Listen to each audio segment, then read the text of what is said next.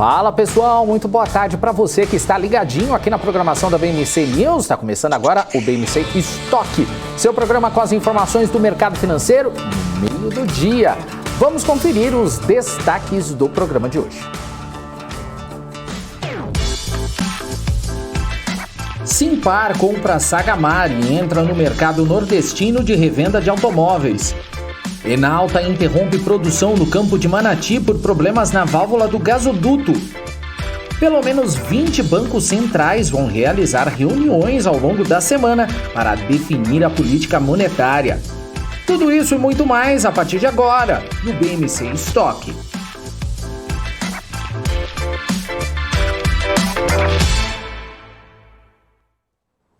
É isso aí, a gente começa o estoque desta segunda-feira com meu boa tarde para minha companheira Hanna Beltrão. Muito boa tarde para você, Hanna. Muito boa tarde para você também, Daniel Morales. Boa tarde a todos que estão nos acompanhando, né? Segundou, temos aí muita informação durante essa semana e hoje a gente vai, né, trazer os principais assuntos aqui no estoque, falando, né, sobre tudo que está impactando o Brasil e o mundo, e a gente vai repercutir esses assuntos com o Caio Sasaki, especialista em fluxo e tape trading do portal do Trader. E também teremos aqueles gráficos que o Alex André sempre separa, trazendo um panorama bem legal, né, explicando tintim por tintim como é que está a economia lá fora e aqui no Brasil também, né, Dani? É isso aí, e a gente começa, é claro, com os números do mercado financeiro. Aqui olhando para o Profit Pro da Nelogica, a gente dá uma olhada então no Ibovespa, que agora sobe 1,07% aos 108.906 pontos. A gente separa, como sempre aqui, os positivos e os negativos. Vamos começar então com os positivos. A gente tem aqui, acho que tá subindo mais a Hapvida com 5,54%. Tem Vale subindo 3,85%, Bradespar 3,27%, Usiminas 2,70%, a Companhia Siderúrgica Nacional está subindo 2,09%. Tem Localiza com 1,75%, Semig também já sumiu aqui 1,50%. Tem também Magazine Luiza hoje subindo também 0,78%, agora 94%, Ambev 0,69%. Mas também está subindo aí o Itaúsa, está subindo Petri 4, Itaú Unibanco, Gerdau, Ambev, Cielo, Banco do Brasil e por aí vai. Nos negativos desse lado aqui, deixa eu ver se eu consigo fazer isso sem destruir. Embraer está caindo 2,24%, EcoRodovias 1,69%, Cirela recuando aqui 1,69%, Gafisa também 0,86%, MRV caindo 0,57%, Lojas Americanas caindo também, Telefônica, Suzano Papel, tem outros aqui também, a gente separa também por aqui, Gol, MRV, CCR Rodovias, CVC, Azul, tudo caindo, Embraer, Ezetec também caindo. E o dólar está subindo 0,71% aos R$ 5,68. Hanna. Pois é, vamos direto então, continuar trazendo informações sobre o cenário lá fora, né, os números internacionais. Vamos recapitular como é que fecharam as bolsas lá na Ásia. Hang Seng fechou em queda de 0,17%, Xangai já fechou em alta de 0,40% e Nikkei lá no Japão uma alta também de 0,71%. Vamos dar uma olhada aqui nas bolsas na Europa, que fecham daqui a pouquinho. DAX na Alemanha opera em alta de 0,02%. FTSE no Reino Unido, 0,71% de queda. CAC na França cai também 0,70%. E o índice Eurostoxx está agora recuando 0,34%. Já em relação às bolsas norte-americanas, tudo no vermelho por lá. Dow Jones está agora recuando 0,76%, S&P 500 0,66% de queda e Nasdaq está caindo 0,73%. O Dani falou do dólar, vamos dar uma olhada aqui como é que está o barril do petróleo. O petróleo Brent agora está subindo 0,29% e ele é vendido a $75,40. E aí depois tem o petróleo WTI, que está agora subindo, há uns segundos ele estava caindo, deu uma virada agora, está subindo agora 0,21% e é vendido aí a quase $72 o barril também. E aí a gente segue de olho, né? Porque a semana começa com os investidores de olho nas reuniões dos bancos centrais. São mais de 20 definições de política monetária ao redor do mundo. E a principal delas é a do Fed, lá nos Estados Unidos. E é para lá que a gente vai com a nossa correspondente Giovana Locatelli, que tem mais informações sobre isso. Boa tarde, Giovana. Tá todo mundo querendo saber, né, como é que os bancos centrais vão se comportar aí nesse cenário de inflação mais pressionado aí em nível global, né? É verdade, Hanna. Boa tarde para você, Daniel, e a todos que nos acompanham. Realmente um agendão muito importante, final de ano, né? Muitas informações, muitos dados e algumas decisões relevantes aí que o mercado está aguardando. Bom, no âmbito internacional, a gente tem aqui os destaques da reunião do FONC e do Banco Central Europeu na quinta-feira para definição de taxas de juros e políticas monetárias aí dos Estados Unidos e da zona do euro, respectivamente. O FONC deve manter a taxa entre 0% e 0,25%, mas o comunicado que segue a decisão e a fala de Jerome Powell devem mover e influenciar as expectativas sobre as taxas de juros. As expectativas do mercado recaem sobre uma eventual aceleração da retirada dos estímulos do Banco Central americano. Além do discurso do presidente da instituição, são aguardadas também projeções dos dirigentes para as trajetórias dos juros de referência no país. Decisão do Banco Central britânico também está nesse radar. Bom, na frente de indicadores, na terça, amanhã, vai ser divulgado o resultado da indústria na zona do euro em outubro. Sobre novembro também saem os índices de preço do atacado nos Estados Unidos e logo mais à noite os dados de produção industrial e vendas varejistas na China. Na quarta-feira estão as vendas de varejo nos Estados Unidos em novembro, que deve ter movimentado por causa do mês da Black Friday. Outro ponto de atenção é a inflação do Reino Unido no mesmo mês. Já na quinta, nos Estados Unidos, saem os dados de produção industrial de novembro. A semana encerra, então, com a leitura final da inflação da zona do euro, em novembro, aí na sexta-feira, né, como eu falei. A prévia mostrou uma alta anual de 4,9%, bem acima da meta de 2% da região. Já o Instituto Alemão publica aí o seu índice de confiança empresarial também referente ao mês de dezembro. Claro, a gente vai ficar de olho nesses dados e trazer para os nossos telespectadores. Daniel, Hanna.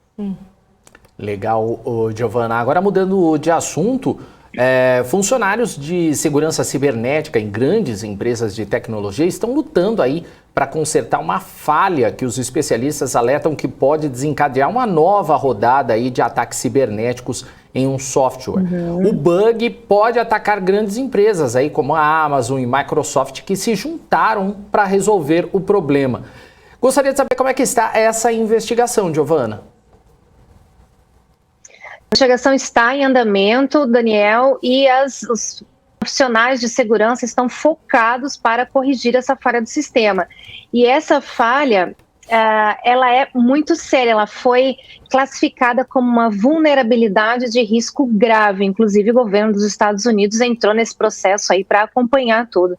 Eu tenho várias informações aqui. A Agência de Segurança Cibernética e de Infraestrutura, que é do Departamento de Segurança Interna dos Estados Unidos, emitiu um alerta sobre essa vulnerabilidade dos sistemas de segurança das empresas e instou essas empresas a reagirem rapidamente, né? A diretora do departamento, a Jen Easterly, acrescentou aquele nível de risco. Ela disse que a vulnerabilidade está em nível risco grave. Como o bug é fácil de explorar e os ataques difíceis de bloquear, o problema Log4j pode ser usado por hackers para invadir redes corporativas nos próximos anos. Esse foi o comentário de Portnoy, que é o principal cientista de TI da Amazon, empresa de segurança, da área de segurança da empresa. Ele disse que essa é uma vulnerabilidade significativa que pode perdurar por muito tempo se não for estancada agora. A falha, para vocês entenderem, ele dá ao hacker uma maneira de transformar os arquivos de log, que rastreiam o que os usuários estão fazendo na rede, num computador e inserem links maliciosos para as pessoas que forçam a máquina a fazerem downloads maliciosos, aí infectando a máquina e deixando ali aquele vírus que captura os dados. É mais ou menos assim para as pessoas entenderem. Bom, os hackers começaram a explorar essa falha já nesse final de semana, descobriram e já atuaram, então foi tudo muito rápido, né?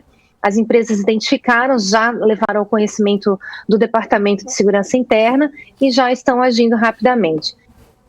Em uma nota publicada neste final de semana, Microsoft aconselhou os usuários do Minecraft, que foi um desses bugs identificados dentro do Minecraft, a atualizar o software para corrigir. A Cisco também está investigando mais de 150 produtos em busca desse bug, o Log4j, e até agora já encontrou alguns e já está atuando. Lembrando que isso aconteceu, como você falou, né, Daniel, Microsoft e também no Twitter, Cisco Systems, como eu falei, Amazon, enfim. O Departamento de Segurança Interna dos Estados Unidos acompanhando de perto isso, com vocês. Valeu, Giovana. Vamos ficar de olho aí nessa informação, que isso é importantíssimo. Giovana Locatelli, que volta mais tarde no Top News. Valeu, Giovana. Até mais tarde. Ok. Valeu. Tchau, tchau. Até. E a Enauta interrompeu a produção do campo de Manati em razão de um fechamento indevido de uma válvula na parte submersa do gasoduto de exportação do campo. Em fato relevante, a petroleira disse que as causas do incidente estão sendo avaliadas e que ainda não há previsão de retorno. Em agosto do ano passado, a Enauta anunciou um acordo de venda de sua fatia para a Gasbridge. A transação deve ser concluída até 31 de dezembro deste ano, segundo a empresa. E a Login anunciou a compra da empresa de transporte rodoviário de cargas Tecmar. O valor é de 102,8 milhões de reais. Segundo a empresa, a transação se insere na estratégia de crescimento de longo prazo da companhia, contribuindo para a expansão do seu modelo intermodal, bem como o portfólio de soluções logísticas oferecidas aos seus clientes. A aquisição também valida o compromisso da empresa em seguir realizando investimentos e também expandindo a sua operação.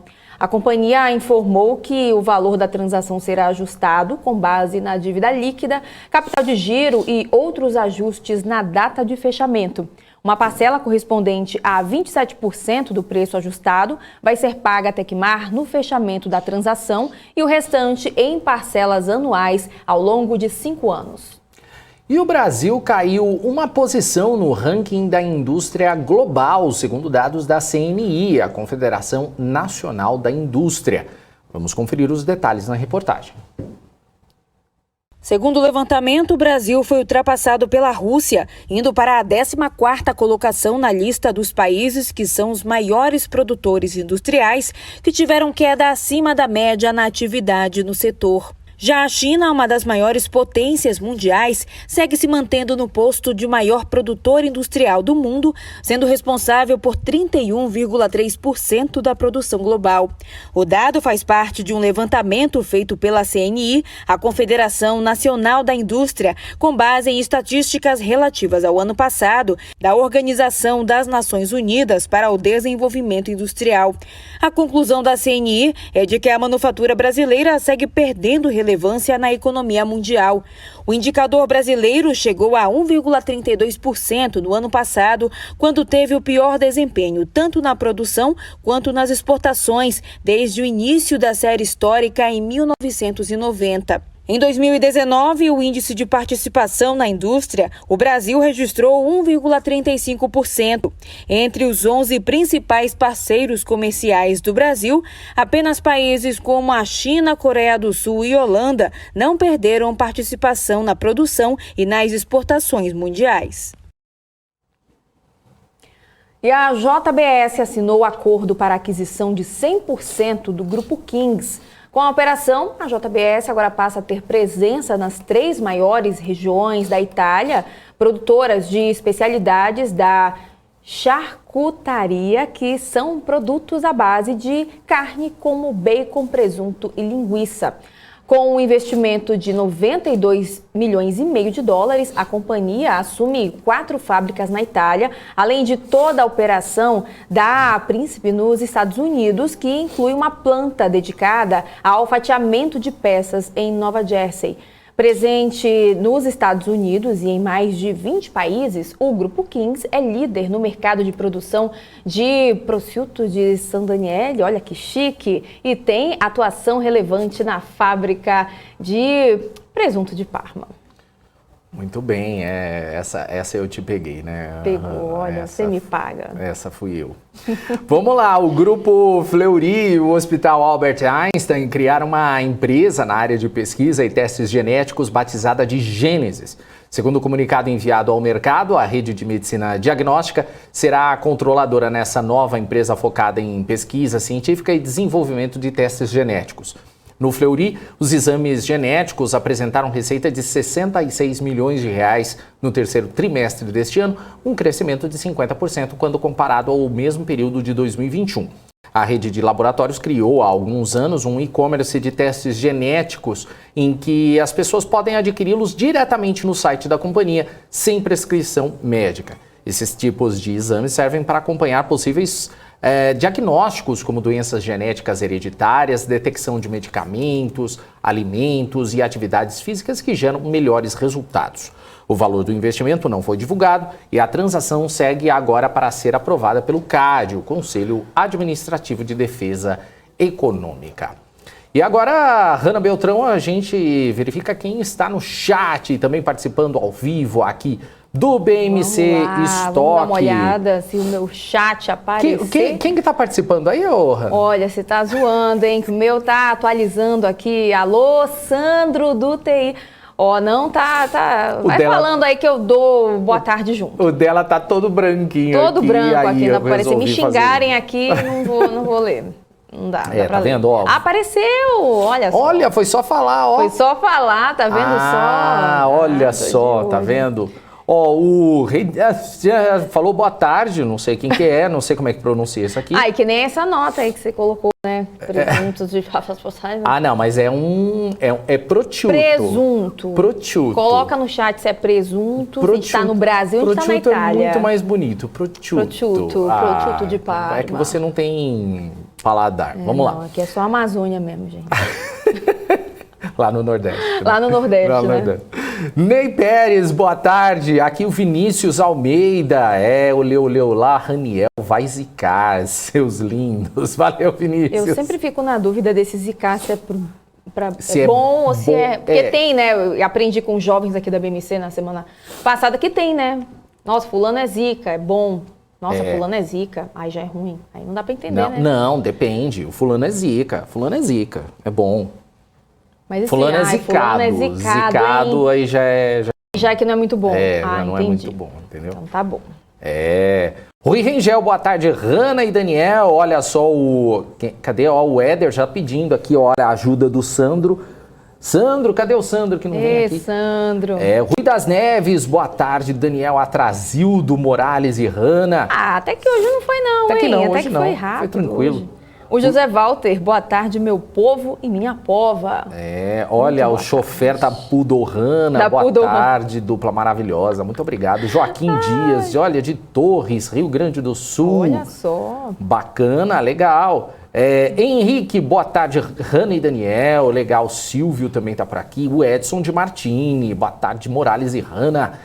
Valeu. Investidor desqualificado também, já deixando seu boa tarde. Já deixa a pergunta aí, hein, ó. Já vamos pedir de antemão aí, o pessoal manda pergunta, que daqui a pouquinho a gente tem o nosso entrevistado de hoje. O Caio já tá chegando aí. Pois Henrique Rivonaldo também tá aqui. O Peter Santana, o Oscar Lima de Moraes, o Marcos Mancini, Carlos Rodrigo Garcia, o Jackson Spencer, Manuel Oliveira, Gisela Marchiori, o Cristiano olha, de novo o Cristiano aqui, Santa Maria Madalena, do Rio de Janeiro. Já até falei dele hoje. O Olinho Rodrigues já chegou dando boa tarde, já chegou laicando. Já assim chegou laicando. Já chega laicando no peito. Eu gosto assim.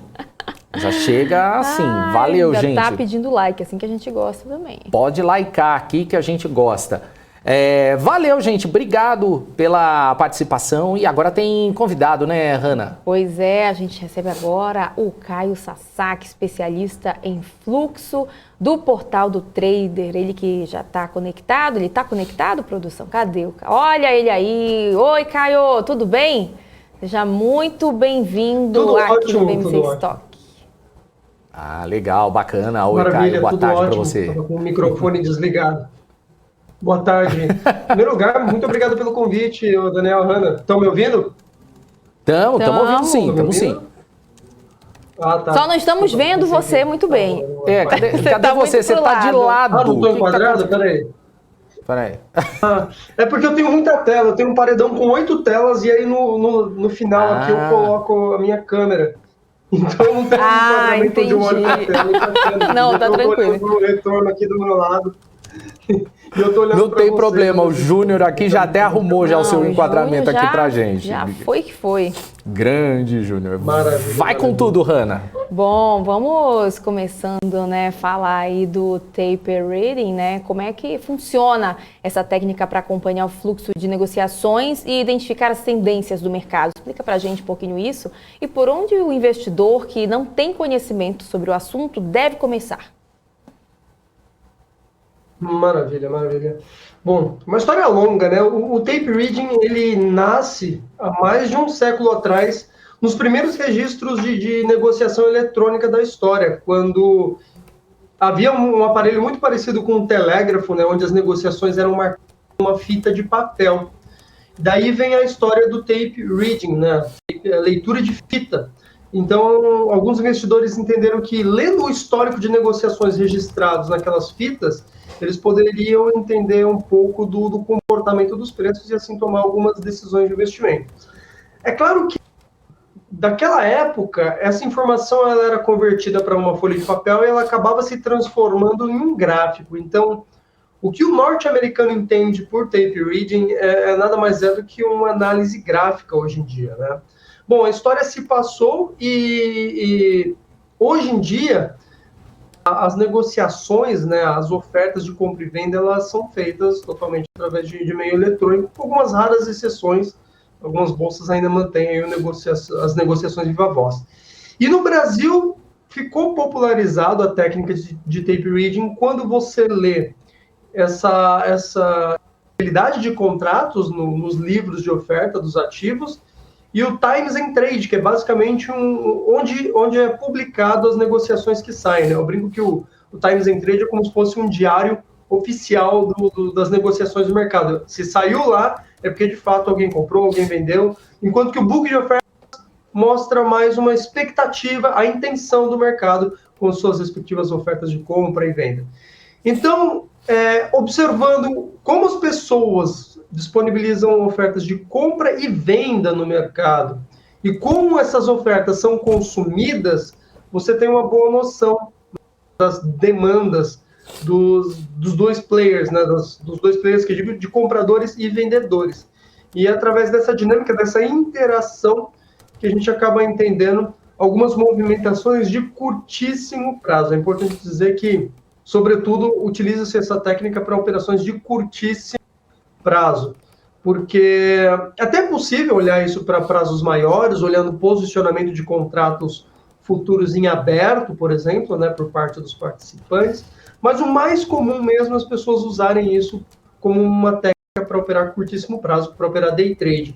Ela nasceu aqui no Brasil, posso dizer, que não é que ela nasceu, mas ela remonta um pouco da época do pregão Viva Voz, onde você podia ver, né, um operador podia olhar para o outro e entender quem estava demandando muito lote na ponta de compra, ou eventualmente na ponta de venda, e a partir disso entender pressões de compra e de venda e surfar movimentos em cima de players que de fato influenciavam o mercado, os big players, os tubarões do mercado. E é isso, assim, o tape reading é uma operação, uma técnica de leitura de fluxo de negócios que se baseia basicamente na oferta de lotes na ponta de compra e de venda e, ao mesmo tempo, a demanda por essas ofertas, né? Tanto na ponta de compra e de venda. Legal. O Caio, no momento a gente tem visto uma reação da Bolsa, né? Após 5 meses, né, de quedas consecutivas. Eu queria saber quais tipos de operação você tem feito. Maravilha. Faz um bom tempo já que eu tenho me concentrado. Eu sempre operei, praticamente, sempre não, né? Mas opero no mercado faz mais de 15 anos. Mas as minhas operações elas têm se concentrado sobretudo em dólar. E nesse ano aqui eu tenho entrado cada vez mais somente na abertura do pregão, né? Posso dizer que eu opero ao longo da primeira hora, mas sobretudo eu opero na abertura do pregão, me baseando muito nas distorções dessa abertura, pelo contexto, né, do taper em retirada de estímulos no mercado norte-americano. Agora em dezembro a gente tem uma dinâmica de envio de remessas para fora, então o dólar comumente ele abre com gaps de alta, de baixa, e esses gaps muitas vezes sofrem correções. Então eu tenho operado sobretudo a abertura do dólar, nem tanto o mercado de bolsa, o mercado de índice futuro, mas principalmente o mercado de dólar em cima desses movimentos que eventualmente são distorcidos. E para o investidor que deseja fazer operações de day trade, né, quais são as dicas e estratégias que você acha aí que devem ser seguidas? Quando se fala em day trade, a gente tem um mercado muito amplo. As possibilidades são imensas, né? A gente pensa em ativos onde você pode atuar. Então, no Brasil é muito comum os mini contratos de índice de dólar pela margem baixa requerida, pela ampla liquidez, volatilidade, mas é possível fazer também em papéis. Tem muitos traders que inclusive fazem day trade exclusivamente em papéis. Em outros ativos, como até criptomoedas, né? Só não é recomendável muito fazer day trade em ativos de baixíssima liquidez, como é o caso, por exemplo, das commodities. É um mercado fantástico. Ele engata movimentos de tendência maravilhosos, mas ele não é muito bom para se operar no day trade pela falta de liquidez. Então, esse é o primeiro ponto. Escolher um mercado onde você se sinta à vontade para atuar, né? Se você trabalha em horário comercial, eu diria que os contratos, os mini contratos não seriam o ideal. Talvez buscar alguma coisa de Forex, alguma coisa de criptomoedas. E, em segundo lugar, é prestar atenção em alguma técnica. Eu uso bastante análise gráfica, análise técnica, eu uso bastante a leitura de fluxo, o tape reading, e também alguma coisa de cenário macro, né? Até para me situar, para saber se o dólar ele está abrindo com um gap de alta, de baixa, em função de algum acontecimento internacional, alguma coisa da dinâmica da política, alguma coisa de Brasília. Então é importante ter essas três frentes em mente. Mas é possível usar ainda macrofundamentos, a escola que o pessoal chama de quantitativa, né, baseada em análises estatísticas. Como tem muita coisa, o que eu recomendo para as pessoas que estão iniciando é escolher algum caminho inicial e focar nele, porque é muito fácil você se e tentar aprender de tudo e no final das contas não entender absolutamente nada. Então o primeiro ponto é escolher um ativo que seja condizente com o que você busca, com o horário que você trabalha, enfim. E em segundo lugar, uma técnica que vai te atender, né? Lembrando que, assim, não existe o melhor ativo, não existe a melhor técnica, depende muito das suas características pessoais, das condições que você tem de disponibilidade de tempo. Algumas pessoas, elas acabam se identificando mais com a leitura de fluxo, porque ela é um pouco mais técnica, mais objetiva, outras gostam mais da análise gráfica, pela questão visual, outros ainda nem vão se adaptar tão bem com o day trade. Então é importante dizer, né? Não é uma modalidade de operação que todo mundo vai se adaptar. Inclusive, isso explica muito bem porque 95% das pessoas que tentam tirar dinheiro do mercado através do day trade, elas acabam, na verdade, perdendo, apanhando do mercado. Então, esses são alguns dos pontos, do ponto de vista por onde começar a aprender. E, por fim, eu acho que como cuidar do seu dinheiro, acho que isso talvez seja até mais importante. Em primeiro lugar, faça os seus primeiros testes num ambiente de simulação. Tem muito simulador do mercado, simulador que atua em tempo real, simulador do tipo replay, que você busca pregões anteriores e opera como se fosse em tempo real, então isso é bem interessante, até para você praticar, treinar bastante, sem arriscar dinheiro de verdade. E em segundo lugar, quando for arriscar dinheiro de verdade, que seja pouco, né? O day trade, ele depende muito de uma curva de aprendizado, não é igual uma renda fixa, um CDB, onde você coloca 10 mil, 100 mil, 1 milhão, 10 milhões, e você tem uma performance que você consegue prever. O day trade, geralmente, você precisa primeiro desenvolver uma certa habilidade para operar bem, em seguida, tentar escalar isso um pouco, né? Então é importante ter em mente que o day trader, ele não começa colocando muito dinheiro em jogo, ele tem uma curva de aprendizado que ele precisa levar em consideração e não tem como pular essa etapa. Quem tenta cortar caminho está jogando fora talvez a parte mais importante para o sucesso lá na frente. Então é importante um certo planejamento para você lidar com esse desenvolvimento, nesse tipo de modalidade. Uhum. Ô Caio, o Cristiano Riso pergunta aqui no nosso chat para você, coloca assim: Caio, no day trade você opera em qual tempo gráfico? Outra coisa, quantos pontos você aconselha para gain stop? Maravilha, boa pergunta. A questão de time frame gráfico, né, o tempo gráfico, depende muito da técnica que você usa. Obviamente é para quem usa análise técnica, o price action, toda aquela escola gráfica.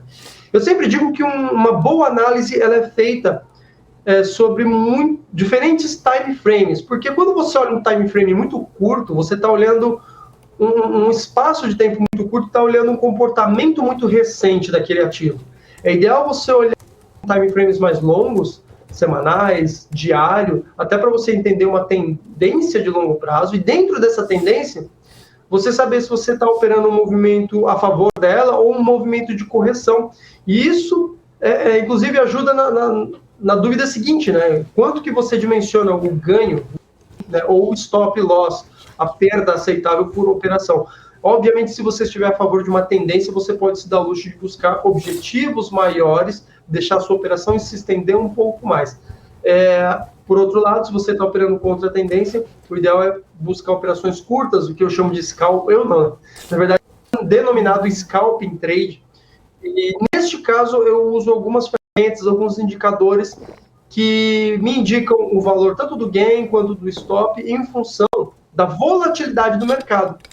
Porque o mercado também varia o seu comportamento. Tem dias que os movimentos eles são mais esticados, o mercado está mais volátil. Tem dia que o mercado está mais retraído, com movimentos mais curtos. Nesse dia faz sentido buscar objetivos menores e aceitar stops menores. Então, eu uso alguns indicadores que a gente chama de frequência de mercado, que mede ali a amplitude das movimentações, para estabelecer esses objetivos. Agora, é importante dizer que isso tudo está ligado ao universo da análise gráfica, né? E quando eu opero por fluxo, por exemplo, para olhar a disponibilidade de lotes, tanto na compra quanto na venda, eventualmente eu vou usar algumas outras ferramentas, algumas outras táticas para definir esses objetivos ou esses pontos de stop. E aí, no caso, isso tudo está muito ligado à dinâmica de como os contratos estão sendo posicionados no book de ofertas. Às vezes tem um contrato muito grande segurando um determinado preço, não faz sentido eu tentar buscar muito além daquela região, porque o mercado ele tende a buscar em zonas de preços em que existe muita negociação, né? Tem muita gente tentando ou acelerar o movimento de compra ou impedir esse movimento de compra. Então, é uma questão de contexto, podemos dizer assim. Não é uma coisa pré-definida, como a análise técnica costuma entregar para a gente, né? O fluxo ela é um pouco mais dinâmica, ela é muito mais questão de estar constantemente reagindo ao que o mercado demonstra, ao que o mercado entrega. Uhum. Caio, tem uma pergunta aqui do Helder Lopes. Ele fala, primeiramente, boa tarde. Ele quer saber qual é a ação mais cara da B3. Desculpa, deu uma falhada bem na hora que você falou a ação. Deu uma falhada? Não tem problema não, te repete. O Helder Lopes perguntou qual é a ação mais cara da B3. A ação mais cara da B3? Eu não faço a mínima ideia, sinceramente. Como eu falei, day trade... Eu te fiz a sua pergunta, Helder. A gente fica de olho, assim, eu costumo dizer que day trader ele é especialista, né? Então, eu basicamente fico de olho no dólar. Eu abro uma janela de contratos de índice futuro, porque eventualmente de manhã eu faço alguma live e o pessoal me pergunta e ali está aberto e eu faço um comentário sobre índice futuro, mas eu nem sequer opero índice futuro, eu opero somente dólar, né? E para o longo prazo, eu tenho ali uma carteira de meia dúzia de ações, em que os meus ganhos de curto prazo eu começo a alocar nelas. Eu não faço muito o stock picking, né, que é buscar aquela oportunidade de ação que está barato e compra temporariamente. O pessoal chama também de swing trade, eu não faço tanto assim. A maior parte da minha energia hoje ela acaba concentrada em operações de curtíssimo prazo no dólar, e no longo eu vou alocando somente nas carteiras de ações que eu já faço isso há anos, e que eu gosto, e para mim são essas meia dúzia de ações.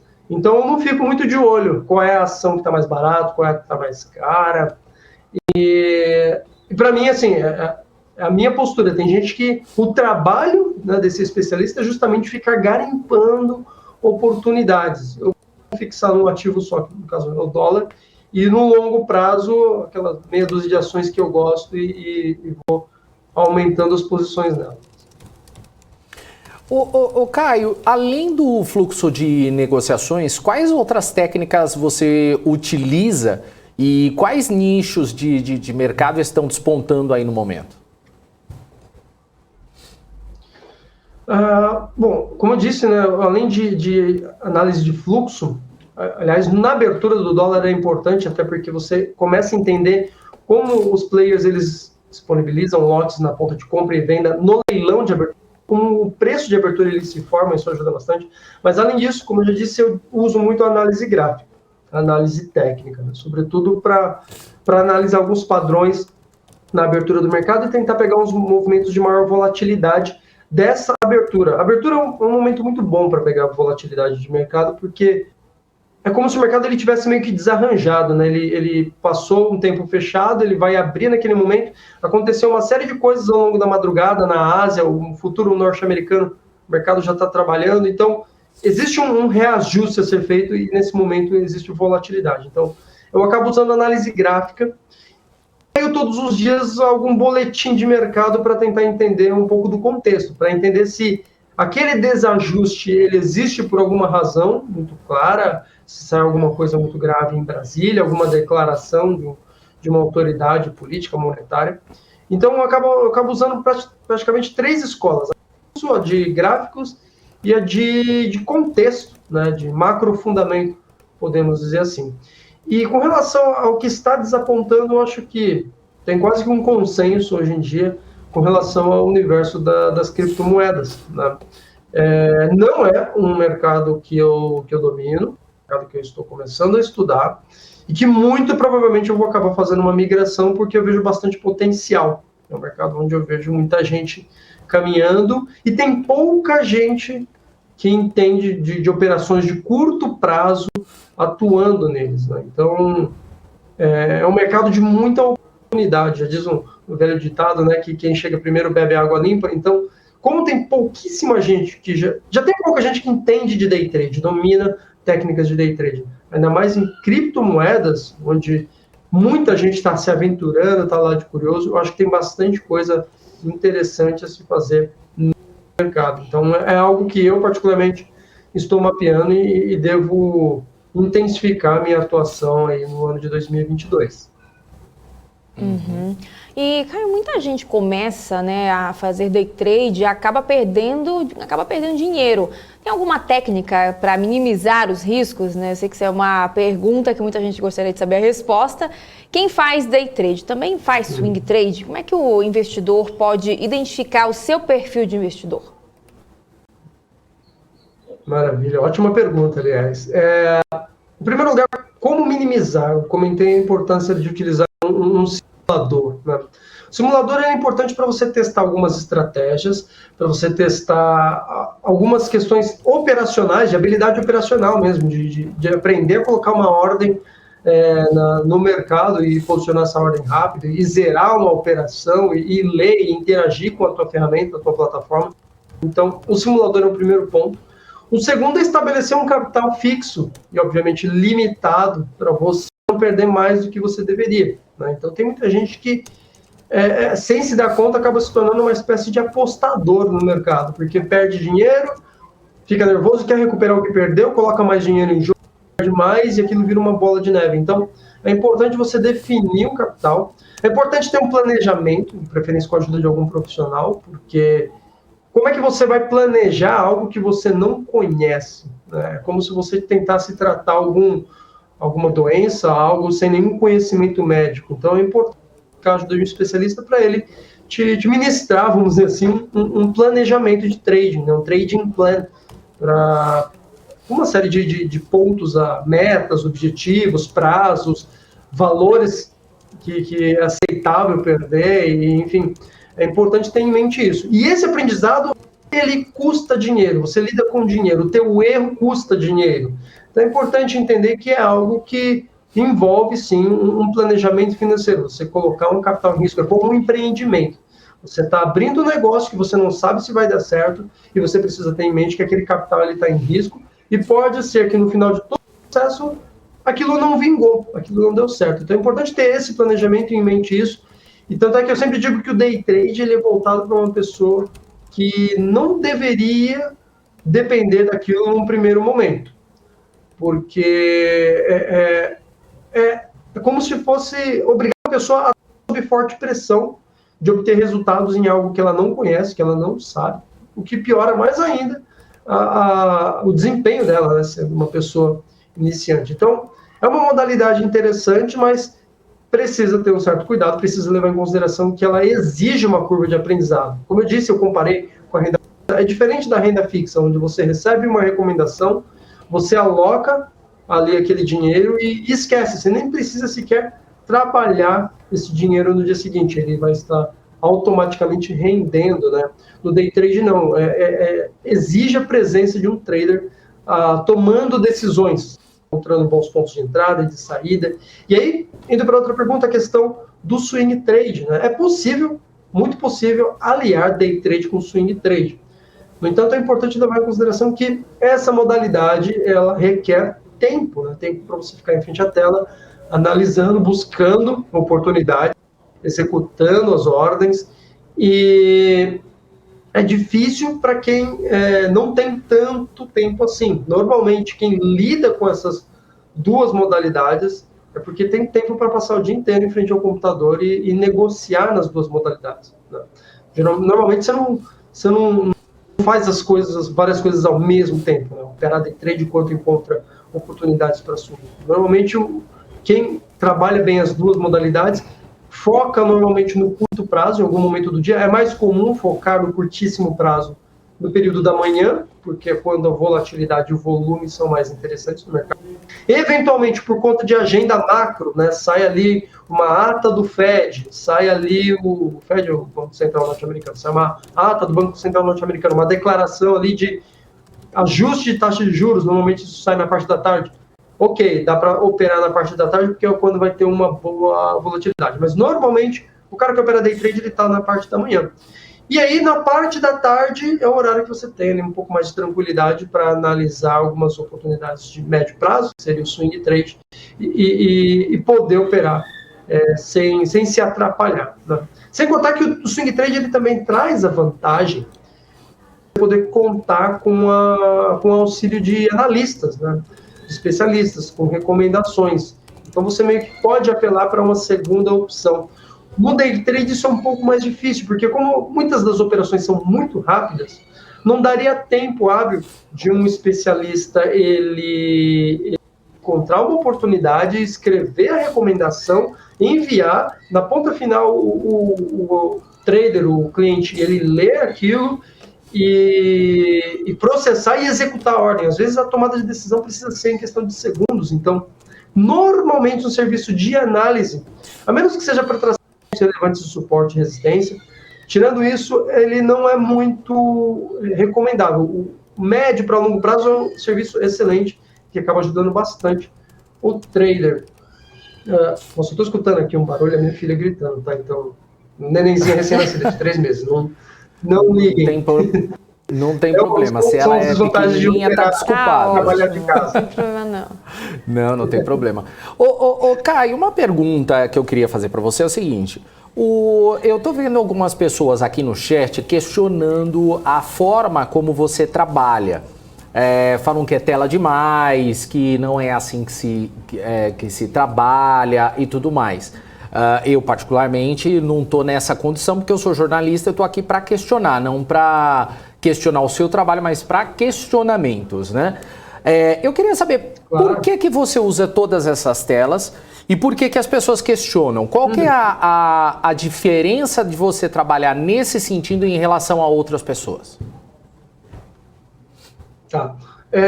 A verdade é que você não precisa de muita tela, tá? Quando você tem mais de uma tela, duas, eu diria que é uma ajuda fantástica, porque você consegue, por exemplo, as 4 telas principais, o que eu faço? Na minha direita superior eu tenho gráficos, na minha esquerda superior eu tenho ferramentas de fluxo, né? Então tape reading e gráfico estão ali. Na minha esquerda inferior eu mantenho uma tela onde ficam registradas as ordens, né? Então eu vou administrando ali algumas ordens que ficam posicionadas ao longo do dia. Então, é meio que uma tela de administração das operações que estão em aberto. E na minha direita inferior, é onde eu normalmente deixo um chat aberto, e-mail, transmissões que eu quero assistir. As outras 2 telas, para ser bem sincero, periféricas, que aí eu deixo 2 de um lado e 2 de outro, né? Na pandemia, eu tinha um escritório e eu tinha uma máquina ali, que replicava a minha, com 4 telas. E aí veio a pandemia, eu deixei de ir para o escritório, eu falei, bom, essa máquina está parada, eu vou trazer para cá e eu tenho algumas outras coisas que dá para colocar nelas. Então, eu deixo uma tela aberta de notícias. Antes, o que eu fazia? Eu só abria uma tela de notícias aqui, olhava a tela rapidinho, ela não me atrapalhava. Como eu tinha, por acaso, uma máquina sobrando, né, eu acabei ampliando o meu set de telas. Então, aí hoje eu acompanho um pouco de juros futuros, porque juros ele acaba influenciando no câmbio, como eu opero o dólar. Ele pode ter, não é que ele tem uma grande relevância no meu operacional do dia a dia, mas ele pode ter alguma relevância. E na outra tela ali atrás, a inferior, eu deixo um ranking de moedas, mais uma vez, como eu opero o câmbio, acaba ajudando, né, para você ver se o real ele está muito deslocado em relação às demais moedas do mundo, isso muitas vezes me ajuda. E um ranking de papéis, às vezes, só para ver se tem alguma coisa ali muito forte do normal, mas confesso que essa janelinha específica de ranking de papéis eu acabo nem olhando muito no meu dia a dia. Então, para ser bem sincero, eu sempre usei 4 telas, eu fui analista, estrategista em diversas instituições, então sempre usei um set de 4 telas há, sei lá, mais de 10 anos, né? E hoje em dia, se me perguntassem o que eu realmente preciso, eu acho que 4 telas, ela está assim, de excelente tamanho, porque eu consigo distribuir bastante informação sem precisar ficar subindo janela, minimizando janela, e eu consigo trabalhar bem desse jeito. Eu confesso que eu já conheci traders que usam até mais telas do que eu, 10 telas, porque eles conseguem operar múltiplos ativos. E aí entra muito a questão do perfil de cada investidor, de cada trader, né? Então eu conheci já traders que conseguem fazer day trade em dezenas de ativos, 50, 70 ativos em um dia. E acaba sendo uma estratégia boa para ele porque ele diversifica e ele diminui muito o risco das operações dele. Ele acaba assumindo muito pouco risco nas dezenas de ativos que ele opera. Mas é um perfil muito específico de alguns traders que operam dessa forma. Não é uma regra que todo mundo opera desse jeito, né? Então, acho que não é uma regra que todo mundo deva operar lotado de tela. Inclusive, alguns dos maiores investidores da história recente, né? Vou falar da história porque antigamente não tinha computador, mas alguns dos maiores investidores da história recente, eles usam basicamente uma telinha de um laptop e no máximo uma segunda tela de apoio para tomar suas decisões. Então não faz muito sentido estabelecer isso como uma espécie de regra, né? É importante ter muita tela ou muita tela é ruim, atrapalha. Boa, não, é legal que você deu a sua explicação, não é regra, é o seu jeito, pronto, e acabou, tá respondido aí pro pessoal. Diga lá. Mas quase derrubou. Saindo dessa pandemia, é provável que eu passe a usar uma outra máquina em um escritório, e inclusive Aí eu vou ter uma câmera posicionada de frente direitinho, vou precisar ficar virado para cá. Não, mas Se tá fosse você, eu ótimo. colocava mais telas, só Eu para também azucrinar o colocava pessoal mais que 30 não telas gosta aí. das telas. Diga lá. Bom, vamos lá, aqui tem mais, já ia repetir a pergunta aqui, mas agora é o Luiz Eduardo Broda que perguntou o seguinte: como é que você vê o mercado de BDRs? Certo. Eu acho que é uma opção muito boa para quem busca diversificação. Eu mesmo não, eu tenho uma carteira de ativos lá fora, eu gosto muito do setor de tecnologia norte-americano, acho que ele é muito mais amplo, né? Não faz sentido você buscar as melhores empresas do Brasil quando você tem as melhores empresas do mundo ao seu alcance.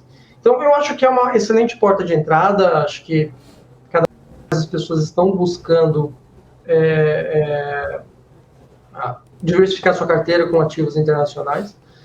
Então, é uma boa. Eu não invisto através de BDRs. Eu fui lá, abri uma conta no mercado internacional e compro direto as ações lá fora. Mas eu acho que pela simplicidade pode ser algo interessante.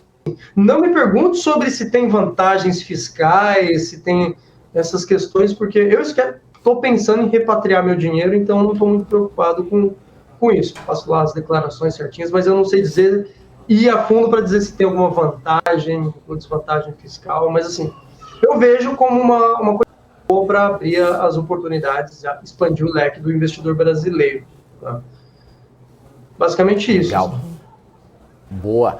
O Caio, tem uma pergunta aqui do Marcos, ele pergunta o seguinte: o que é boca de jacaré? Quando que se compra ou venda nesta situação?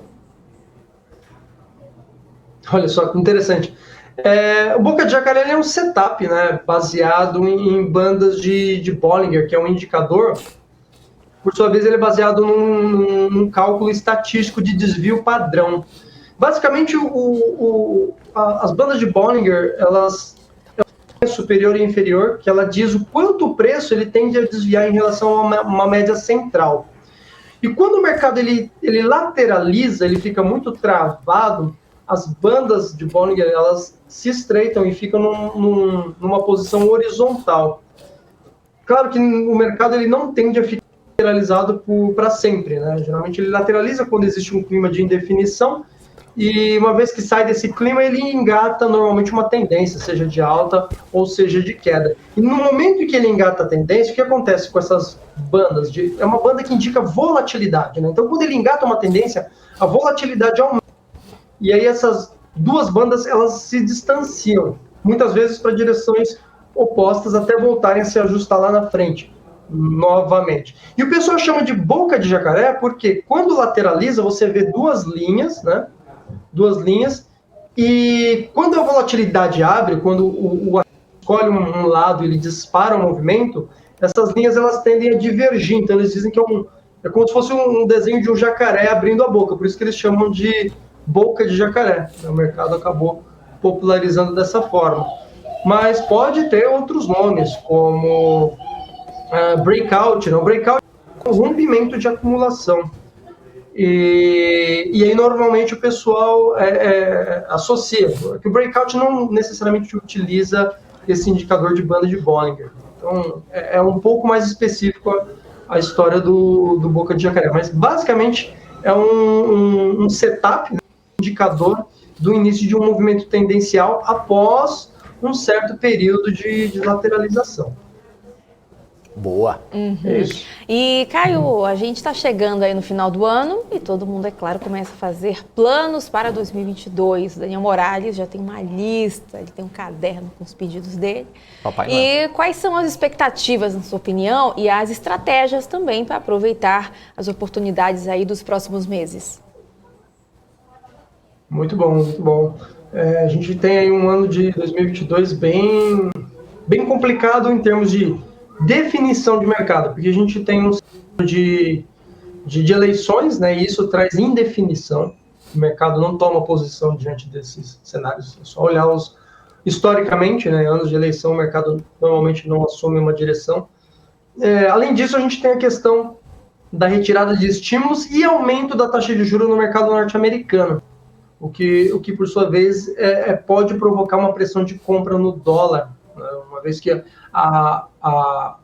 podemos dizer, investimento em renda fixa no mercado norte-americano ele se torna mais atraente, é dinheiro que sai daqui para ir para lá, ou para algum outro lugar. E isso tende a uma pressão mais compradora. Então, 2022 vai ser um ano difícil para o dólar, pressão mais compradora. Não que ele vá superar R$6, ele também não tem espaço para sair desse jeito se não tiver uma boa razão. Mas a gente tem alguns obstáculos aí que tendem a manter pressionado. Então, em outras palavras, assim, vai ser muito difícil a gente enxergar um dólar abaixo de R$5, né?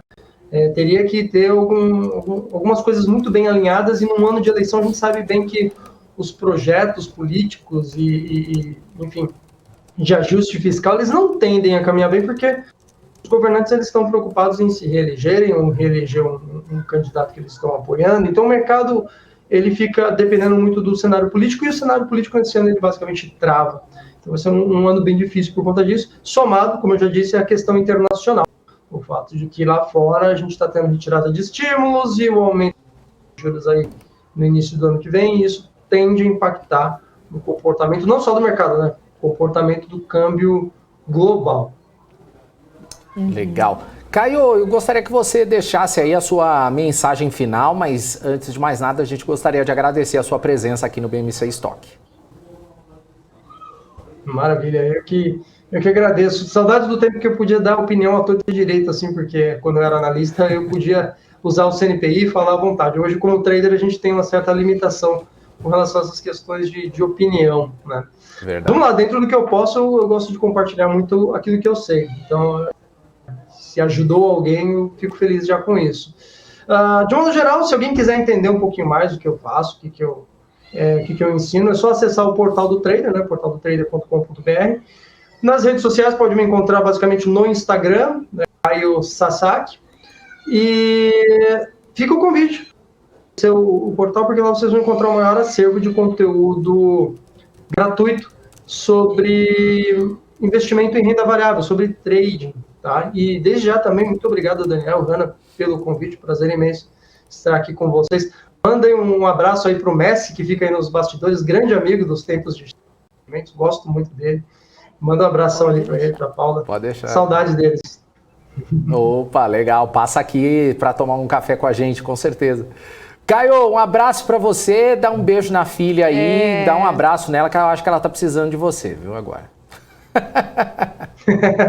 Pode deixar, mas na verdade, eu não falei, são 3. Então, são 3? Que fofinha. São 3. Melhor ainda, né? Todos pequenos, o mais velho acabou de fazer 4 anos. Meu Deus do céu, e ainda nossa, olha, loucura total. Valeu, Caio, um abraço para você, até a próxima. Valeu, gente, até a próxima, tchau, tchau. Tchau, tchau. Até. Gente, esse foi o Caio Sasaki, ele é especialista em fluxo e tape reading do portal do Trader, né, Hanna Beltrão? Pois é. Aliás, Hanna, você teria pelo menos umas 8 telas que nem a dele? Eu teria umas 15. Olha, eu teria 20, né? O Alex André tem 12. Pois é. Quanto mais telas, né, melhor. Melhor. Bom, vamos rapidinho falar de mercado, porque o Alex André já está por aqui, o Daniel Moraes já deu spoiler, mas vamos falar rapidinho, dar uma pincelada aí pelo mercado, para a gente ver como é que está o cenário, né, hoje do Ibovespa. A gente vê aqui que o Ibovespa está subindo 0,16%, e está agora aos 107.934 pontos. Ele abriu aos 107.758 pontos e chegou a uma máxima hoje já de 109 mil pontos, 109.492 pontos. A gente vai monitorando, a gente fica de olho. Já aqui no nosso mapa de calor do Profit Pro da Nelogica, a gente vê, né, que está bem, quase que dividido, né? A maior parte dos setores ainda estão em queda. Vamos falar aqui então de Cogna, que está agora caindo 7,24%. Na sequência, a gente tem Banco Pan caindo 6,23% e Melius recua agora aí 4,94%. E a gente tem também as empresas do setor aéreo, de construção, setor de varejo também, ó, tem Gol e Azul aqui caindo mais de 3%, né? As duas empresas, tem CVC também recuando 2,98% e Embraer também recua agora 3,50%. E aí a gente vê aqui que tem as empresas do setor de varejo, né, que eu falei agora há pouco, tá agora a Mer3 caindo 2,28%, Lame 4, 1,90% de queda, Grupo Soma recua 1,81%, Lojas Renner, 1,76% de queda e Magazine Luiza, 1,41% de queda também. E aí a gente tem também aqui as empresas que estão subindo. A gente vê aqui que a Apvida sobe 4,46%. Depois tem as elétricas aqui em peso, Elet 6 subindo 3,14%, Elet 3 agora subindo 2,23%. E aí a gente tem Vale subindo também 2,64%. Aí na sequência a gente tem, BIF3, né, Minerva subindo 1,48%, Qualicorp 1,68% de queda, Uzi Minas sobe pouco mais de 1% e Localweb aqui está também com ganhos de 2,15%. Daqui a pouquinho a gente volta e a gente fala mais sobre os setores. Vamos passar rapidinho aqui pelo dólar para a gente ver como é que está o dólar nesse momento. Deixa eu dar aqui a minha bela atualizada para a gente ver como é que está o dólar. Aqui o Daniel Morales está mexendo a bancada, né? A apresentadora fica meio doida. E aí a gente vê que o dólar, então, está subindo 0,66% e está agora sendo vendido a R$ 5,65, não é, Daniel Morales? É isso aí, Hanna Beltrão. Cadê o Daniel Morales? Cadê? Aqui. E agora, né, Hanna? Agora é a hora dos gráficos do dia, com o Alex André, trazendo os 10 destaques desta segunda-feira. Fala, Alex, boa tarde para você. Você tem quantas telas em casa, assim, para trabalhar, hein, Alex? Daniel, acho que só aqui eu tenho um aqui na minha frente. Só vocês dois, eles têm mais 2, 3, mas aqui mais 4. Aqui aí tem os retornos, que o pessoal, né? Quem não conhece o estúdio, né, não sabe, mas a gente está aqui no mínimo aqui com umas 10 telas aqui, umas né? 10 Se considerar telas. o switcher ali, então, do Júnior... Não, o switcher ganhou. 15. O switcher ganhou o Caio. 15, né? O Júnior é o day trader. O Júnior é o day trader aqui da BMC. Boa, Alex. Isso aí. Bora lá, Alex. Vamos lá, hoje temos 10 gráficos, né, para comentar um pouquinho sobre a economia. A gente vai falar um pouquinho sobre Covid, esses nossos primeiros gráficos, para falar um pouquinho sobre a Omicron, né, que inclusive foi ali divulgado, infelizmente, a primeira morte no Reino Unido, inclusive até as restrições. Né, Boris Johnson, né, disse que os casos de Covid por lá vêm duplicando a cada 2, 3 dias, ou seja, vem crescendo de um ritmo muito grande, mas diversos países que tiveram um pico de Covid, que a gente já apresentou aqui no BMC Stock semana passada, agora no curtíssimo prazo vem arrefecendo, isso vem melhorando esse cenário. Numa visão macro, né, para a gente contextualizar, né, essa semana é marcada também por diversas reuniões de bancos centrais no mundo todo, né, inclusive quarta-feira a gente tem, né, o Fed nos Estados Unidos, quinta-feira a gente tem, né, o BCE, né, e também o Banco Central Europeu, né, o banco também, né, da Inglaterra, e a gente tem os principais pontos, né, que são abordados, inclusive com esse aumento de infecções, número de casos do coronavírus, isso pode trazer, né, uma parada em relação à aceleração de estímulos, à medida que a economia pode sofrer no curto prazo com esse aumento do número de casos, também hospitalizações, até consequentemente mortes. Por outro lado, a gente tem dados também falando sobre a relação da vacina, né, dados que saíram, né, de Israel, falaram que a terceira dose é muito eficaz, né, aumenta ali a relação de eficácia em 100% contra a Omicron. Então tem diversos dados, mas falando de política monetária, né, esses aumentos de casos de Covid pode retardar, né, o taper, né, que é a retirada de estímulos, e também dar uma segurada, né, no aumento de juros. Lembrando que o Brasil, a gente já comentou aqui, né, somente o Brasil foi o país que teve o maior aperto monetário no ano de 2021. Foram mais de 7% de aumento na taxa Selic somente nesse ano. Tá? Então dei uma contextualizada aqui e agora a gente vai falar do Covid por si só. Né? Agora a gente vai começar a falar pela Alemanha. Né? A Alemanha é o país ali, né, o mais forte em relação à base tanto industrial, né, quanto à base de serviços na Europa como um todo, né? Ou seja, a potência europeia. E lá a gente consegue observar uma queda, né, referente ali à relação de hospitalizações, né, ou seja, de casos de Covid, e também um aumento do número de mortes, mas de uma forma um pouco mais tímida comparado com a última onda que foi apresentado ali em janeiro, né, de 2021 agora. Então, em relação a casos, né, a gente conseguiu apresentar ali um pico muito forte, e agora ali numa média móvel ali de 7 dias chega a cair, né, então o mercado enxerga ali com essa vacinação ali acelerada, né, agora até mesmo que tem esse pedido, né, ou seja, que os europeus venham se vacinar, alguns países, né, têm esse lockdown, né, de uma forma parcial, ou seja, lockdown para quem ainda não se vacinou. Que é no caso da Áustria, né, também da Holanda, né, países que adotaram essa medida e vem restringindo ainda mais para quem ainda não se vacinou, tá? Então isso é um dos dados aí que traz um dado melhor ali para a gente entender como que está o cenário, o contexto na Alemanha, tá? E também o mesmo caso está acontecendo na França, né? Se você olhar nesse gráfico, né, na França a gente consegue observar o número de casos, né, diários caindo na França, o número de mortes subindo, mas ainda muito menor que foi apresentado em abril do ano passado, né, que foi a primeira onda da pandemia, que foi logo aqui, né, e a segunda onda, né, que foi entre outubro e janeiro desse ano. Né, outubro do ano passado até janeiro desse ano, e agora ainda está num patamar até mais abaixo ali, que foi apresentado em setembro desse ano. Então o número de mortes ainda não assusta e o número de casos vem desacelerando. Tá, lembrando que ainda está abaixo do recorde anterior, que foi em outubro do ano passado, tá? A gente está falando da França, tá? Bom, você está falando aqui da Europa como um todo, a gente comentou de Alemanha e também de França, né? Olhando para as economias europeias, esse gráfico do Goldman Sachs, a gente já trouxe esse gráfico aqui anteriormente para quem nos acompanha.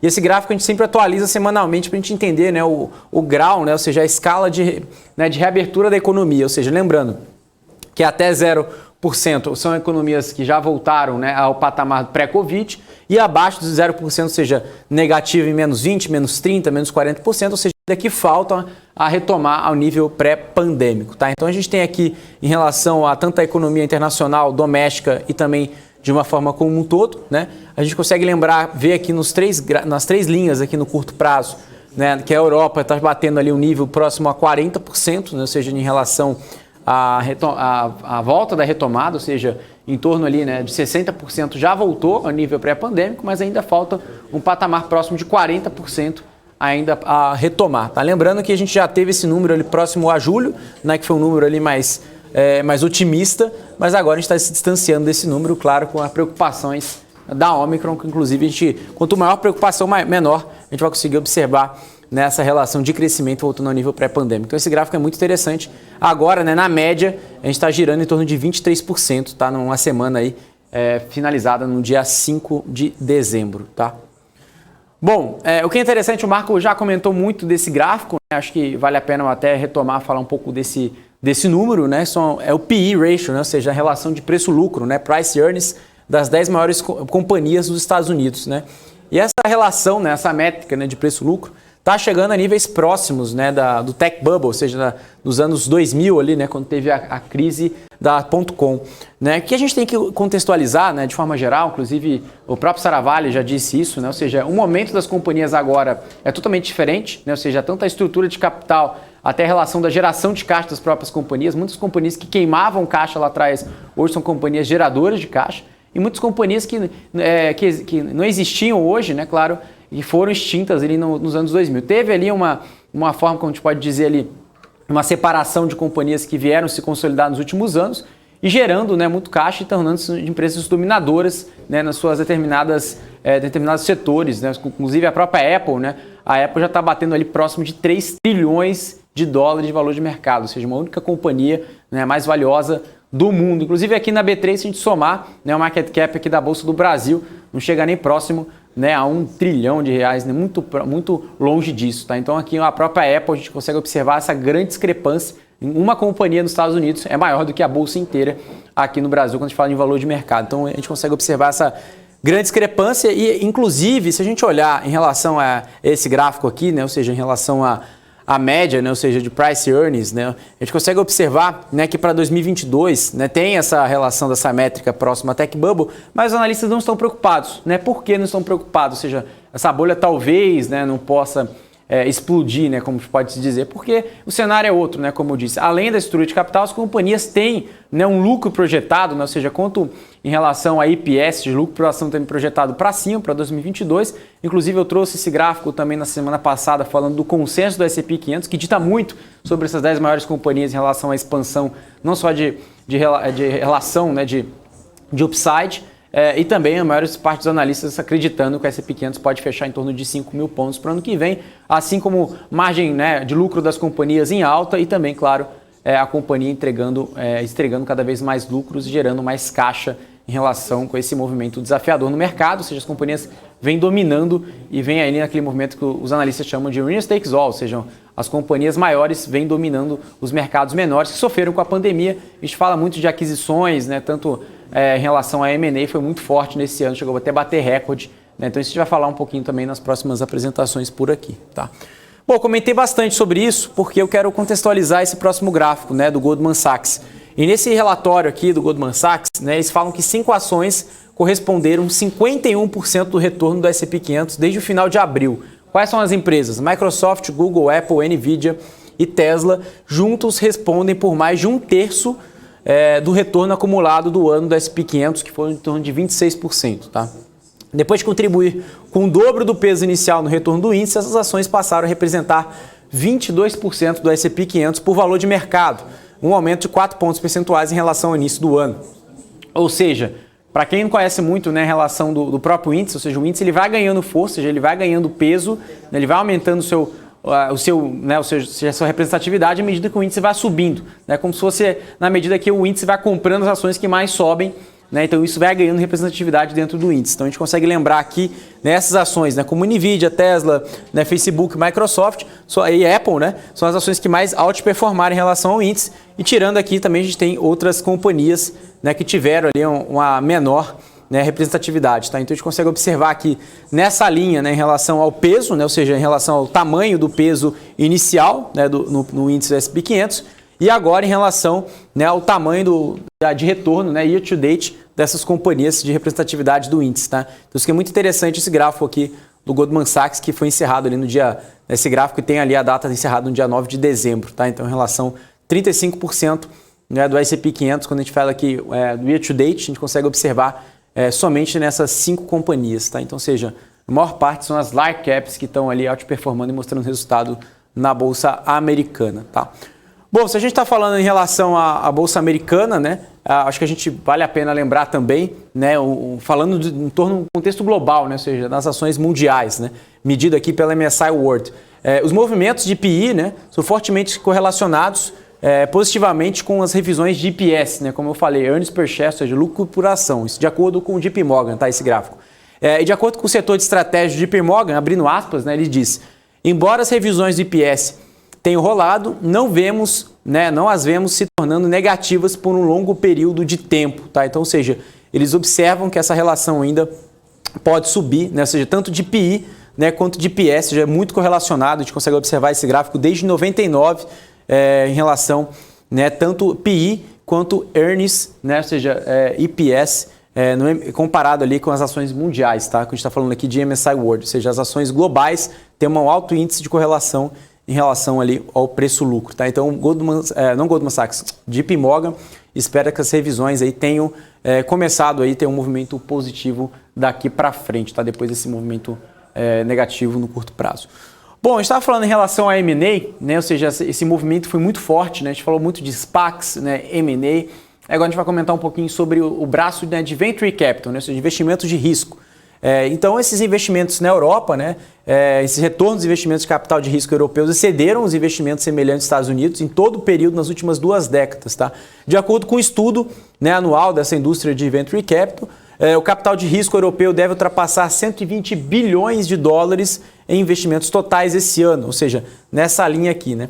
E a gente consegue observar que o total combinado para 2018, 2019 e 2020 foi de 106 bilhões de dólares. Ou seja, se a gente juntar os anos fechados, né, de 2018, 2019 e 2020, esses 3 anos, né, dão até abaixo do que foi esse ano de 2021. Ou seja, esse ano foi muito, muito forte. Né? Lembrando que esses 3 anos foi de 106 bilhões e vamos fechar o ano ali um pouco acima ali de 120 bilhões de dólares. Tá? E essas cores aqui são o tamanho, né, das transações, né, em relação aos tickets, né, investidos em relação ao Venture Capital. Tá? Ou seja, a gente tem a maior parte aqui em relação, principalmente acima ali de 250 milhões de dólares, que está nessa faixa aqui, tá? Ou seja, a maior parte dos investimentos receberam um cheque ali de 250 milhões de dólares.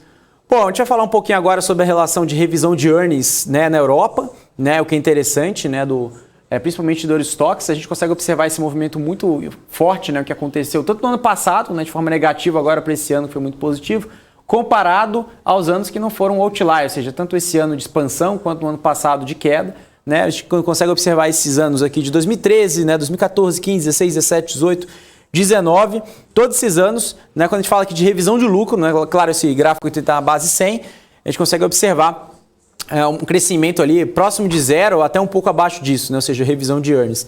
E agora, né, em 2020, né, no ano passado, a gente conseguiu observar uma queda, né, muito forte de earnings, claro, né, em relação ao Covid. E esse ano já teve uma retomada ali próximo de 30%, né, em relação de crescimento. Inclusive, a gente já trouxe esse gráfico também, para quem lembra, né, do gráfico que a gente trouxe do PI da Bolsa Europeia com o PI da Bolsa Americana. E a gente trouxe a conclusão, né, contextualizou na época, né, que a gente trouxe esse gráfico, que a Bolsa Europeia estava muito distante em relação a termos relativos à Bolsa Americana. E esse gráfico é muito interessante, que consegue ditar, né, ou seja, a relação de crescimento de earnings para 2022, e isso também com o aumento de juros, alguns setores que ficaram para trás, como o setor financeiro, pode aí trazer uma maior atratividade para a Bolsa Europeia, tá? Inclusive para o setor. E se a gente está falando da Bolsa Europeia, esse gráfico aqui eu trouxe em relação, né, à expectativa, né, de earnings, né, de earnings per share, ou seja, expectativa de lucro por ação nos próximos 12 meses, né, projetado para o MSCI na zona do euro, tá? Ou seja, o índice do Morgan Stanley da zona do euro. A gente consegue observar em relação com o pico, né, que teve em 2009, né, ou seja, comparado com o último pico de earnings que teve em 2008 e 2009, foi em torno, a gente está com uma queda de 12% nesse período, mas recuperando, né, ou seja, a gente tem uma recuperação em V muito forte, o mercado espera-se que pode fechar esse gap, então, ou seja, um aumento de earnings que pode ultrapassar até mesmo 12%. Lembrando que nesse ano, né, uma expectativa foi mais, já chegou a ultrapassar mais de 30%, ou seja, para 2022 tem um earnings, né, contratado acima de 10%, pode chegar até ultrapassar os níveis ali de 2009 e 2008. Tá? Então, ficar atento em relação ao crescimento de earnings na Europa, isso pode trazer a maior atratividade de, né, fluxo para equities por lá. Tá? Por fim, a gente tem, né, esse gráfico, né, a gente fala que a gente está fechando o ano, né, a gente está no último mês de 2021 e a gente começa a trazer, né, alguns números, né, em relação aos principais setores, né, os principais índices, né, ativos que trouxeram, né, o maior retorno para esse ano de 2021 até o momento. É claro que o ano ainda não acabou. Bitcoin, né, performou 65%, setor de energia, né, Energy subiu 56%, petróleo, né, subiu ali mais 53%, real estate 37%, financials, né, setor de financeiro 34%, tecnologia da informação, né, 32%, Nasdaq 26%, Russian 1000, né, o small caps, né, de Estados Unidos, né, de crescimento subiu 26%, a S&P que também cresceu 26%, né, tudo crescendo 26% nos Estados Unidos, consumo discricionário 24%, materials, né, materiais 23%, a gente tem aqui os últimos, né, indo para a última tabela, ou seja, o que menos performaram, olha que interessante, MSCI e Medimarket, ou seja, o Brasil está nesse bolo aqui, né, países emergentes, caiu 1% de queda, a gente tem a Treasury americana caiu 4%, o ouro caiu 7%, e o dólar contra euro caiu 8%. Tá? Então, ou seja, já chegamos a ficar piores, né, nesse gráfico, mas ainda estamos muito longe. Claro que o Brasil tem uma representatividade pequena nesse índice, mas o Brasil tem a linha junto com a Turquia, outros países que vêm sofrendo ali no curto prazo, né, países emergentes. Tá? Então, esses são os principais gráficos de hoje, Daniel e Hanna, para auxiliar você, investidor, a tomar a melhor decisão para os seus investimentos. Não é mesmo, Daniel? Hanna? Isso aí. Valeu, então, Alex André, aí, pela participação no estoque de hoje. Valeu, Alex. Até amanhã. Obrigado. Até mais. Tchau, tchau. Tchau, tchau. Agora é contigo, Hanna Beltrão. Bom, vamos seguindo então, trazendo mais informações do mercado aqui no BMC Stock, falando agora do Magazine Luiza, que anunciou a conclusão da compra da plataforma de e-commerce de tecnologia e games, o Kabum. A aquisição foi anunciada no mês de julho e a companhia informou que a operação prevê o pagamento de parcela à vista de R$1 bilhão no fechamento do negócio. Segundo o Magazine, a compra faz parte de um dos pilares estratégicos do grupo, com um sortimento complementar ao atual e com enorme potencial de crescimento. O acordo firma ainda a incorporação das ações da Kabum pelo Magazine Luiza com a plataforma e com isso a plataforma se torna uma subsidiária integral da varejista. A receita bruta do Kabum alcançou 3,75 bilhões de reais nos últimos 12 meses e no acumulado do ano as vendas da plataforma de tecnologia cresceu aí 34% em relação ao mesmo período do ano anterior e 220% no acumulado dos últimos 2 anos. A Movida informou em comunicado seus dados operacionais para o mês de novembro. Segundo a empresa de transportes, a tarifa média do aluguel de carros ficou em R$ 119. O preço médio pago pelos veículos comprados ficou em pouco mais de R$ 88.200. Já no segmento de gestão e terceirização de frotas, a receita média mensal por carro ficou em R$ 2.000 e o preço médio por carro vendido nos seminovos ficou em R$ 63.900. A companhia também reafirmou as projeções, indicando que espera chegar até 2025 com 260 mil a 340 mil veículos no fim de 2025, ante 118 mil veículos em 2020 e 168 mil carros no fim do terceiro trimestre de 2021. E a Simpar anunciou a compra da empresa Sagamar e entra no mercado nordestino de revenda de automóveis. Os detalhes você confere agora na reportagem. A compra foi confirmada neste domingo pela Simpar, que agora vai incorporar 14 lojas da rede de concessionárias Sagamar em São Luís, no Maranhão. A Simpar é conhecida no mercado pela sua atuação no segmento de logística por meio da JSL e locação de automóveis com as empresas Movida e Vamos, expandindo seu negócio de revenda de veículos novos e seminovos. Segundo fato relevante, 51% serão pagos em dinheiro e o restante em ações. O grupo operava 33 lojas espalhadas por São Paulo, Paraná e Curitiba, por meio das suas controladas Original Holding e UAB Motors. Com a aquisição da Sagamar, agora serão 47 unidades em 16 cidades, oferecendo 18 tipos de marcas de automóveis que vão desde carros populares a modelos de luxo. Em 12 meses, a Original Holding acumulou até o mês de setembro 3,2 bilhões de reais em receitas líquidas, considerando 707 milhões injetados pela nova controladora. A Sagamar possui 306 milhões de reais em valor de mercado. A Ômega informou nesta manhã que em 28 de outubro a B3 deferiu um pedido de listagem da companhia e a admissão à negociação de suas ações no novo mercado, após a incorporação da totalidade das ações de emissão da Ômega Geração pela Ômega Energia. Além disso, em 1º de dezembro foi deferido também o registro da companhia aberta na categoria A da Ômega Energia pela CVM. Como consequência do deferimento, são transferidas para a Ômega Energia as ações de emissão da Ômega Geração e de titularidade de seus controladores, bem como também a totalidade das ações da Ômega Desenvolvimento. Ainda de acordo com o anúncio, quando o Conselho de Administração da Ômega Energia deliberar sobre a implementação ou renúncia das condições suspensivas, será definida a data em que a incorporação de ações será realizada, com a transferência da base acionária da Ômega Geração para a Ômega Energia, que deverá observar o prazo mínimo de 4 dias úteis, contados da data de divulgação da reunião. Bom, vamos, aproveitar para dar uma olhada, como é que tá o mercado agora, para a gente ver como é que está se comportando esse Bovespa, que agora, tá caindo. A gente, no comecinho do estoque, mostrou aqui o mapa do calor e a gente viu que estava subindo 0,16%.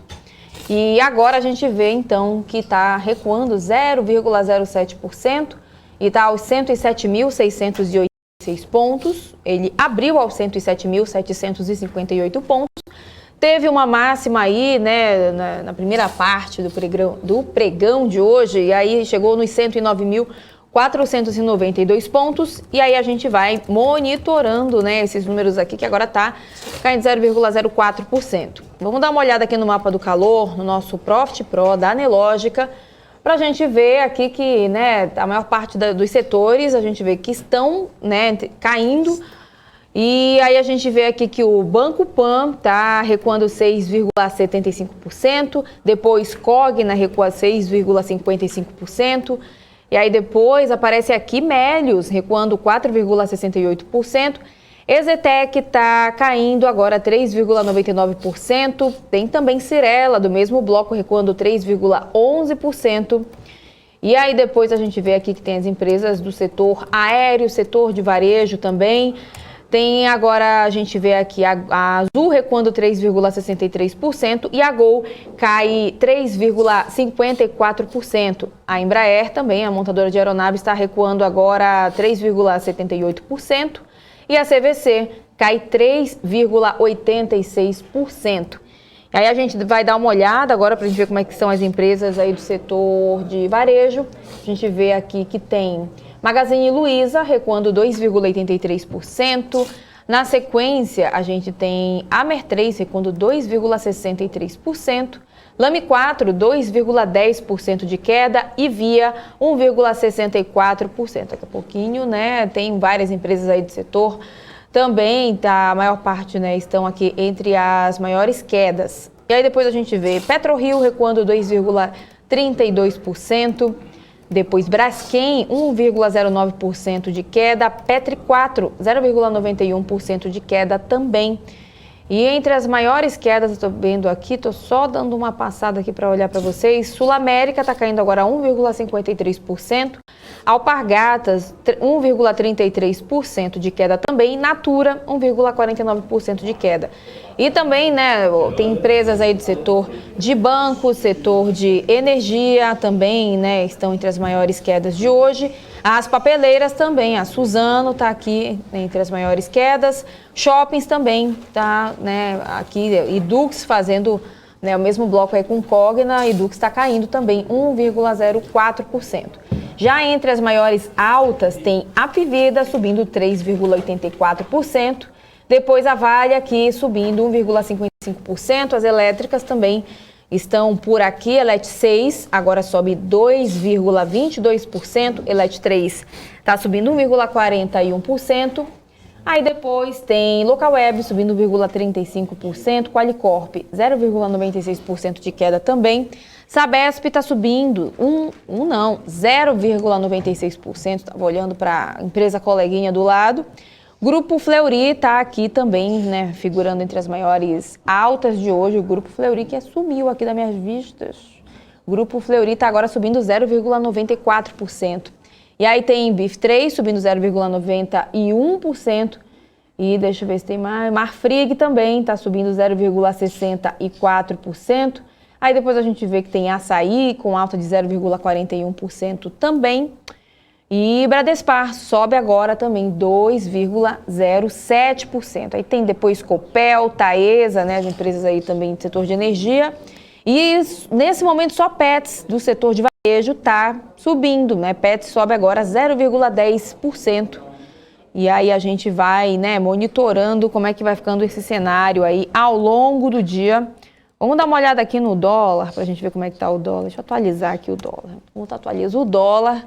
Já pode até tirar aí a tela, aí, o mapa do calor. Ó, voltei para a tela. Vamos então dar uma olhada aqui no dólar, que está subindo 0,88%, vendido a R$ 5,66. E o barril do petróleo agora está caindo, tanto o petróleo Brent quanto o WTI. O Brent agora cai 0,45%, vendido a pouco mais de $74 o barril. E o WTI está caindo 0,54%. E é vendido a $71 o barril. Cadê o Daniel Morales?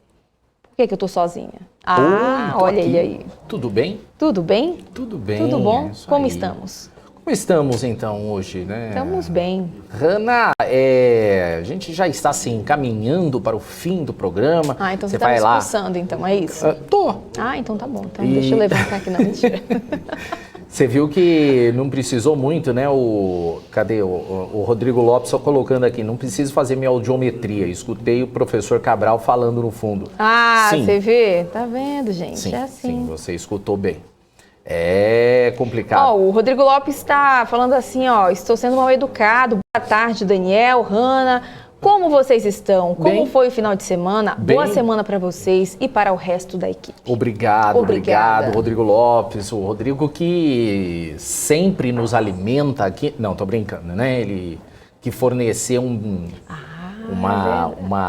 banquete para o Nós é muita gente, né? Porque eu não participei disso aí, Rodrigo. É, porque você não mereceu, né? Ah, eu não mereci, então tá bom, deixa aqui fazer Deixa aí pra semana do Ano Novo, vocês vão ter surpresas aqui na bancada. Olha só.